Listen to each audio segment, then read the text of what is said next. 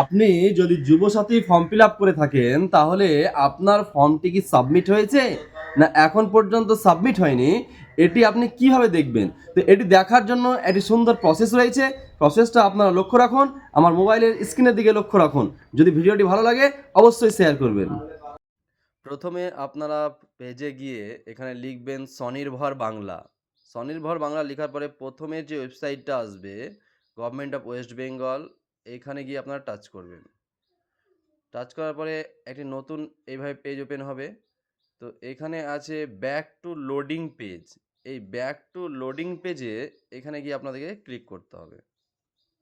Click করার পরে এরকমভাবে পেজ ওপেন হবে, বাংলার যুবসাথী, ক্লিক টু অ্যাপ্লাই। এইখানে গিয়ে আপনাদেরকে টাচ করতে হবে। টাচ করার পরে দেখুন এখানে একটি নতুন একটি আপনি অপশান দেখতে পাবেন, চেক স্ট্যাটাস। চেক স্ট্যাটাসে হাত দেওয়ার পরে ঠিক এরকম একটি পেজ হবে।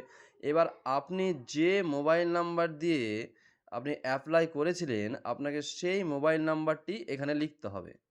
তাহলে আমরা প্রথমে আমাদের মোবাইল নাম্বার লিখব আর তার নিচে এখানে একটি ক্যাপচা দেব, যেমন 14 যুক্ত 7 কত হয়।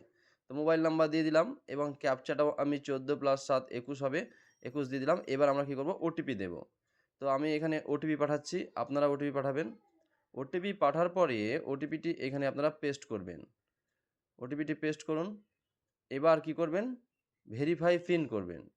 যখনই আপনি ভেরিফাই পিন করবেন তখনই আপনার চলে আসবে যে আপনার স্ট্যাটাস কী আছে। দেখেন, your application has been submitted successful, your applicant ID number এত। ঠিক আপনারা এই জিনিসটা দেখতে পাবেন।